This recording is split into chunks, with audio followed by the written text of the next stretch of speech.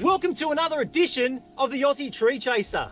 From showcasing our stunning natural environment to inspiring the world with modern gardening tips, who is the real Aussie Tree Chaser?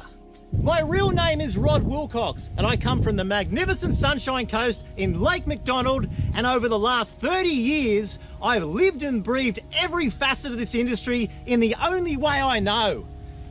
Inspiring, driven, and wanting to make a difference with impact. My career platform was laid in my mid-teens as I took an apprenticeship with a famous garden centre in Tim's Garden Centre, which is southwest of Sydney. This would be the perfect training ground for what was installed ahead, as I had a botanical wonderland and clients that were ready to be inspired. You want knowledge? I'm going to give you knowledge. Lophostomen confirtus, Eucalyptus tessularis, Flinders australis. We're making our way through the Eucalyptus tessularis, right through the Ficus hillis, making our way through the Acmina hemelanthras, Acronychias, more Ficus flash, the beautiful Casalpinia Ferrari, leopard trees, making our way through the Lophostomen suaveolens, the beautiful Randia fitzolanii, making our way through the Alexander palms, Aconsa phoenix, Alexandria, and last of all, the Cyathea Cooperize. Wow. And on top of this superhuman mind, throw in a certificate 1, 2 and 3 in horticulture, a diploma in nursery and landscape management, a diploma in environmental management, and also a certificate in parks and gardens. Wow. One of the biggest passions in my life is definitely creating. Whether it's creating a stunning landscape design for a client or inspiring the world with our environment. But on a personal level, it's landscaping this magnificent brand new home.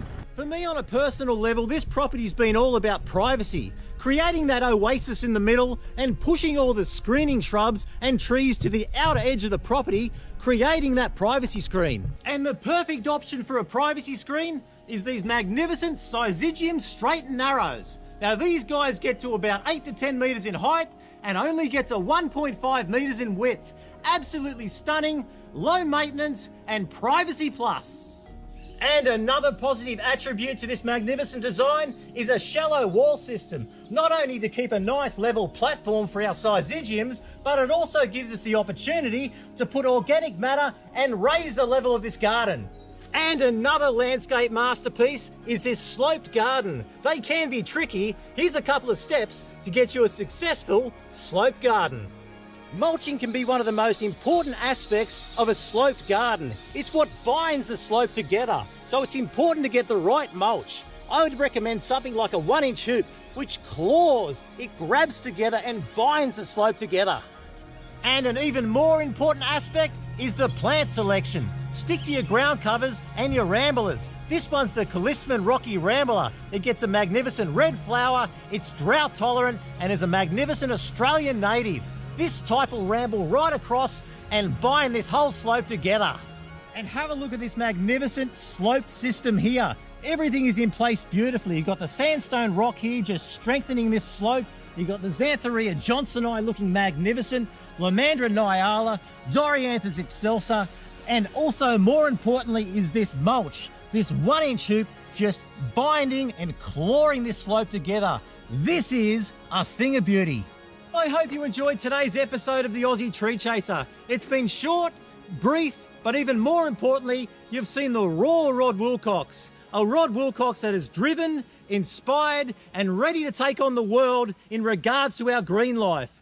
Ready to showcase the inspiration which will take us forward into the future. Anyway.